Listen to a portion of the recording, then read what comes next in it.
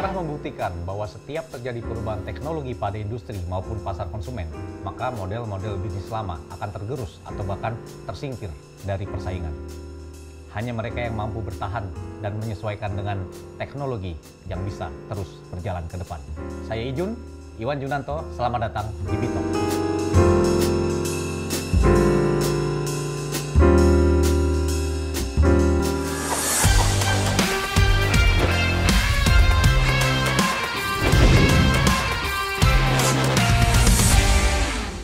Di abad-abad lampau dulu, kalau kita melakukan transaksi ataupun pembayaran, kita selalu menggunakan barter, kerang, koin, semua ditukar. Kemudian muncullah emas, dirham, koin, semuanya digunakan sebagai alat transaksi pembayaran. Zaman terus berubah, perubahan-perubahan teknologi semakin cepat dan pembayaran juga terjadi semakin cepat. Masuknya industri digital dan teknologi telah mengubah kehidupan kita sehari-hari. Sekarang kemana-mana, yang penting jangan sampai ketinggalan handphone. Itu yang berbahaya buat pembayaran-pembayaran. Nah, kita sudah kedatangan bintang tamu spesial hari ini, yaitu Mas Erwin Haryono. Nah.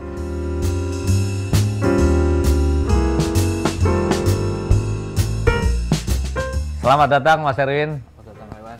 Selamat datang. Mas Erwin ini ahlinya bidang digital, pembayaran, payment, dan dia juga sekarang Direktur Eksekutif di Departemen Kebijakan Sistem Pembayaran Bank Indonesia. Jadi yang mengatur sistem pembayaran di Indonesia ini. Kita lihat ini zaman, ya dibandingin zaman saya dulu ya, mungkin kita dulu masih berandal pada kertas dan koin. Ya. Tapi terus sekarang zaman berubah. Apa sih yang kelihatan berubah nih dari teknologi, khususnya nanti di payment? Apa kira-kira? Saya pengen mulai dengan kaos kaki kita nih. Iya. Kita mesti pamer dulu nih. Benar. Saya kira ini di balik kaos kaki yang meriah ini, di belakang itu ada sebuah, kalau boleh saya menyebutnya silent revolution. Silent revolution. Jadi saya pernah ditempatin di New York. New York itu ada sebuah distrik Wall Street namanya, di mana di situ tuh orang-orang tuh karena memang bankers gitu, dia harus bekerja dengan formal, termasuk anak-anak mudanya. Tapi sebenarnya jiwa dia tuh memberontak. Jadi dia tetap pengen, dia harus formal karena pekerjaannya. Karena dunianya dunia formal, finansial yang formal. Tapi dia tidak pengen kehilangan daya hidupnya. Dia kemudian untuk menghidupkan daya hidup itu, dia pakai kaos kaki kayak begini. Jadi seolah-olah ketutup, tapi dia tidak pengen hilang. Itu semacam silent revolution. Masih ingat dulu ada bitcoins ya, bikin geger gitu. Ramai itu bitcoin. Ramai banget. Masuk ke kita, kemudian kita hanya melihat sisi negatifnya saja. Memang betul banyak sisi negatifnya. Tapi di belakang itu sebetulnya ada revolusi besar gitu. Oleh para teknolog yang tidak puas sebetulnya waktu itu karena krisis di Amerika begitu kuat kepada cara kita mengelola keuangan. Nah, mereka bilang bahkan sistem itu korup dalam pengertian bukan korupsi KPK gitu. Bahkan secara mendasar sistem itu memiliki kelemahan lah. Exactly. Nah, apa kelemahannya? Dia bilang kan bank sentral mencetak duit. Kalau di kita M0 ya, terus kemudian masuk ke perbankan berlipat-lipat jadi M2 gitu. Di Indonesia yang mungkin tidak secanggih di sana aja, M0 ke M2 itu sudah meningkat sekitar 7 kali lipat. Di sana tuh lebih-lebih lagi. Jadi they are making money, huge money gitu ya. Dan kemudian mereka menciptakan sekuritisasi segala macam, dapat duit gede-gedean. Kemudian kolaps dan kemudian pemerintah justru ngebantu gitu. Dan mereka nggak puas. Para teknolog kemudian melihat secara sistem ini kok kayaknya nggak benar gitu. Mereka pengen membuat semacam sistem alternatif, makanya dibuat silent revolution. Mereka membuat sebuah platform teknologi yang disebut sebagai blockchain. Blockchain di mana dengan teknologi itu hubungan orang dengan orang lain itu bisa dilakukan secara langsung peer to peer. Gitu. Tidak perlu lagi ada pihak ketiga yang mereka bilang korup tadi itu. Poin saya adalah ternyata dari situ kemudian muncul revolusi besar yang lain. Di payment juga begitu. Mereka bilang payment itu terlalu mahal, segmented, dikuasai oleh beberapa pemain saja. Gitu. Kalau masih ingat Facebook mau bikin Libra tuh, waktu itu bikin, waduh itu seru banget ya. Ya memang kemudian kalau kita baca papernya ya, seolah-olah Nobel gitu ya. Dia bilang pengen bilang bahwa kenapa kita tidak bisa mengirim uang semudah, secepat dan semurah kita ngirim teks. Mungkin agak mengerikan juga kalau dari sisi pengguna mungkin oke lah, tapi sebagai pengawas, keamanan, itu proteksi, itu gimana? Isunya mas karena kan uang ya.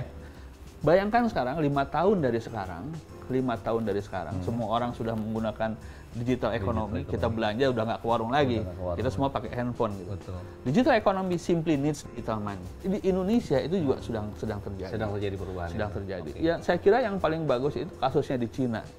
Pernah dengar Alibaba dong? Iya. Jack Ma. Mulai dia punya e-commerce. Terus kemudian dia main di payment. Dia punya Alipay kan. Kemudian dari dua tadi dia bikin mengkolek data yang luar biasa. Kemudian dia masuk ke financing. Kemudian belakangan dia masuk juga ke pasar uang. Dia punya Yubo. Dalam waktu singkat juga dia bahkan sudah dana kelolaan mengerahkan JP Morgan yang mungkin udah lebih dari 100 tahun kali. Nah, yang terjadi adalah revolusi. Persoalannya kemudian pada saat yang tadinya niatnya bagus untuk mengubah sesuatu yang mereka bilang korup tadi itu, tapi ternyata juga dia menghasilkan raksasa baru. Dari fintech berubah menjadi big tech dan kemudian memonopoli. Gitu. Nah, kasusnya Alibaba itu menarik banget tuh. Nah, betul. Tiba-tiba ada sebuah kapitalis di negara yang bahkan super kapitalis, di negara yang komunis. Tapi poinnya adalah revolusi itu kan sedang terjadi. Memang yang tadi dikatakan blockchain itu sudah di pengkolan, belum nyampe nih. Tapi kalau kita terlambat sebagai otoritas atau masyarakat juga terlambat dalam menyikapi hal itu, nah ini akan berdampak lebih merepotkan kan. Nah, jadi gimana kira-kira BI ini Mas Erwin di bidang payment system melihat ini dan menyikapinya gimana? Supaya masyarakat juga tahu kan ini masalah keamanan juga. Nah, tahun lalu kemudian kita menyelesaikan apa yang di payment, apa yang kemudian disebut sebagai blueprint sistem pembayaran 2025. Ya sampai 2025. 2025 karena ini karena tadi itu karena ini fundamental, kita nggak bisa hanya ketengan setahun. Ketengan itu tuh udah nggak bisa. Jadi dilihat payment ini sebagai sebuah respons terhadap shock yang tadi sangat fundamental. Apa aja tuh yang ada di blueprint yang paling penting buat masyarakat ketahui sekarang, terutama sebagai pengguna ya. Yang pertama bahwa blueprint itu dimulai dengan visi, ada 5 visi. Visi yang pertama itu harus integrated pendekatannya. Terus kemudian perlu ada dorongan digital transformation di dunia keuangan. Terus juga harus tracking direct balance antara manfaat dengan risiko. Dan juga karena kita otoritas di Republik Indonesia, kita harus mementingkan national interest. Di dalam sebuah dunia yang borderless. Dengan visi itu kemudian kita membuat 5 working group yang sangat mendasar. Supaya nggak terlalu berat nih, mungkin saya simplifikasi saja. Working group yang pertama, kita harus mendorong perbankan khususnya, karena dia masih 80% di dalam industri finance, untuk melakukan perubahan. Konsep-konsep baru, digital banking. Tapi juga selain digitalisasi perbankan, dia harus masuk kepada konsepsi open banking. Itu nomor satu. Nomor satu. Nomor dua, karena tadi paymentnya juga sudah berubah. Ancaman macam-macam stable coin, Bitcoin, Libra, segala macam, juga di dalam negeri begitu marak dan kita begitu dimanjakan oleh teknologi dan seterusnya. Kita harus memperbaiki secara struktural retail payment. Pembayaran retail. Nah, itu working group yang kedua. Dan itu harus end to end. Dimulai dari front end, kita bikin QR code yang distandarisasi. Kris dong. Semua orang ngerti Kris lah. Kris itu penting.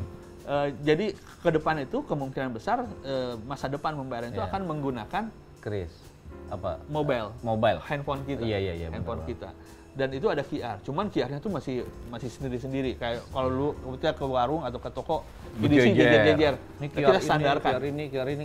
Jadi kalau Mas Ijun punya merchant, saya pembelinya. Apapun rekeningnya Mas Ijun, apapun rekeningnya saya, itu bisa komunikasi dengan Kris tadi itu, karena sudah standarized. Jadi Kris ini semacam bahasa yang menyamakan dari semua aplikasi ya? Sehingga semua bisa ngobrol. Tidak ada lagi segmentasi. Dan efisien juga buat merchant kan? Sebagai pedagang saya hanya punya satu QR kan? Persis. Yang kedua, yang di tengah kita lagi ngebangun yang disebut sebagai bahasa Inggrisnya sih Unified Payment Interface. Itu apa? Unified Payment. Jadi ini sebuah interface di mana semua players di sistem pembayaran akan terkoneksi oleh interface itu. Sehingga nanti kita bisa dapat semua datanya. Karena itu penting untuk kepentingan pengawasan dan sebagainya. Jadi ada Kris, ada Unified Payment Interface, sebuah interface sebetulnya aplikasi dari application programming interface. Nah, di belakang nanti bahkan kita mau ganti mesinnya. Sekarang kita punya SKNBI, Sistem Clearing Nasional Bank Indonesia, tapi kurang cepat. Kita mau bikin cepat lagi, kita sebut sebagai BI Fast Payment, disingkat BFAST. Cepat ya. Semua cepat. Nah, bahkan nanti belakangan RTGS mau kita ganti juga. Itu cara menjawab tadi, gimana transfer uang bisa semakin cepat gitu kan? Dalam waktu mungkin mudah-mudahan 2 tahun dari sekarang, kita akan punya retail payment seperti tuntutannya mereka tadi itu. Kenapa kita tidak bisa ngirim uang secepat dan semudah kita ngirim teks? Apa itu? Yaitu retail payment yang 24/7, real time, near free. Kalau bisa sih free, cuman kita mesti ngomong dulu sama industri karena mereka sudah investasi. 24/7 real time. Itu working group 2. Terus working group ketiga, kita juga mesti benerin, tadi kan retail. Yang wholesale payment-nya juga kita benerin. Tadi RTGS mau kita ganti. Sekarang generasi kedua mau masuk ke generasi ketiga. Juga ada financial market infrastructure yang lain juga harus kita benerin. Infrastrukturnya, CCP, pembayaran. Iya, di luar pembayaran juga. Financial market infrastructure. Pasar keuangan juga harus kita benerin. Working group yang ketiga. Working group keempat yang menarik, yaitu working group data. Nah, tadi kita cerita tentang Alibaba tadi itu ya. Di belakang semua bisnis Alibaba yang begitu cepat menggurita itu adalah penggunaan data. Nah, ini yang mungkin kita kurang bahas ini di Republik ini tentang penggunaan data. Kita hanya dengar-dengar jargon-jargon data as the new oil. Tapi apa sih kita mungkin nggak ngerti juga gitu. Nah, working group keempat pengen kemudian ada sebuah infrastruktur data di mana data-data disebutnya data granular tuh, every single transaksi. Jadi kan the beauty of digital economy adalah setiap transaksi itu kan ada datanya dan bisa kita kolek. Saya beli kalau kue itu terus data kita ketahuan. Kalau kita beli pakai uang tunai, begitu beli dia selesai. Kalau dia non tunai, kalau dia digital, semua ada datanya. Semua tercatat. Nah, data-data itu dulu itu kan dikuasai tadi itu. Ada monopoli terhadap data yang menciptakan dari fintech menjadi big tech gitu. Monopoli tadi itu. Bahkan kasusnya too big to fail, shadow banking dan sebagainya. Nah, working group keempat bercita-cita menggeser penguasaan data dari ranah private ke ranah publik. Ini penting banget supaya nanti transformasi digital yang menggunakan data bisa digunakan oleh semua orang. Tapi dari sisi keamanannya sendiri gimana tuh? Nah, itu akan inherent dia. Itu bagus. Ini karena masyarakat kan merasa nanti gimana keamanan data saya? Nanti di bagian 5 tuh, bagian 5. Kita lagi menciptakan sedang berusaha menciptakan payment ID karena jutaan data tadi itu akan tidak ada gunanya kalau tidak ada ini. Kita sedang bikin payment ID. Tapi memang cita-citanya tadi itu ada sebuah transformasi digital yang bisa dinikmati oleh semua. Kita dapat digital transformation-nya seperti kasus Alibaba, tapi kita tidak harus dapat risikonya berupa raksasa baru tadi itu. Itu working group keempat. Working group kelima bicara tentang kita pengen bikin legal reform. Sekarang ini ada ratusan ketentuan sistem pembayaran yang membingungkan. Itu nanti mau semua direformasi semuanya.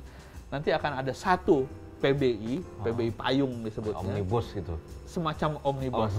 Semacam omnibus, tapi di payment doang. Tapi hanya di payment doang. Jadi nanti akan direstruktur itu semua. Restruktur, bahkan kita lagi berpikir untuk mereklasifikasi payment. Tapi ini masih dalam diskusi. Tapi intinya adalah akan ada legal reform yang mendasar di sana. Karena yang sekarang ini current regulation itu terlalu sulit untuk menghadapi tantangan besar tadi itu. Perubahan zaman. Prinsip-prinsip semacam apa yang sangat populer, principle based approach itu akan digunakan ketimbang rule based approach, hal-hal semacam itu. Nah, karena memang regulasinya berubah, pasti rejim perizinan juga harus berubah karena dia entry policy, kemudian ada exit policy. Pengawasan juga harus berubah, bahkan pelaporan juga harus berubah. Itu menarik untuk dapat data tadi itu. Nah, kemudian keamanan. Di dalam situ juga ada salah satu project di dalam working group 5 tadi itu tentang cyber security. Nah, cyber security juga akan ada di WG 5 karena semua manfaat itu datang dengan risiko. Nah, jadi working group 1, 2, 3, 4, 5 itu pengen mengatakan inilah respons dari Bank Sentral untuk menghadapi shock yang memang fundamental tadi. Seru nggak? Seru banget. Ini seru banget ini. Jadi Sobru, Sobat Rupiah ini pembicaranya menarik sekali, sangat mencerahkan kita semua. Jadi bagaimana perubahan-perubahan itu tadi di bidang payment, di bidang digital, memengaruhi kehidupan kita, tapi bagaimana juga respon daripada otoritas dalam menyikapi hal tersebut. Kita mulai dengan kaos kaki. Kita mulai dari kaos kaki. Ini adalah bagian dari perubahan-perubahan dan semangat untuk melakukan revolusi. Sebenarnya revolusi di pembayaran tentu dalam arti positif. Dalam arti creativity, anak-anak muda, tapi juga dijaga dalam koridor kehati-hatian tadi. Tentunya keamanan konsumen termasuk ya customer protection salah satunya termasuk di dalam. Betul, di WG5. Jadi sekarang pemerintah sedang berusaha menggolkan rancangan undang-undang yang disebut pelindungan data pribadi. Jadi semua data-data tadi itu harus dilindungi. Karena yang memiliki data siapa sih? Ya consumer. Dan itu harus dilindungi. Tanpa itu penggunaan data tidak bisa terjadi. Itu juga sedang terjadi dan juga masuk diskusi di working group kelima tadi. Nah, itu tadi penjelasan dari Mas Erwin yang sudah mencerahkan kita semua dan kita bisa melihat bagaimana Bank Indonesia sudah mampu mengantisipasi terjadinya perubahan-perubahan di bidang pembayaran digital melalui blueprint sistem pembayaran Indonesia 2025. Kalau kita nggak ikut berubah juga, wah kita bisa ketinggalan nanti dengan perkembangan zaman. Demikian Bitalk episode kali ini. Sampai jumpa di episode selanjutnya.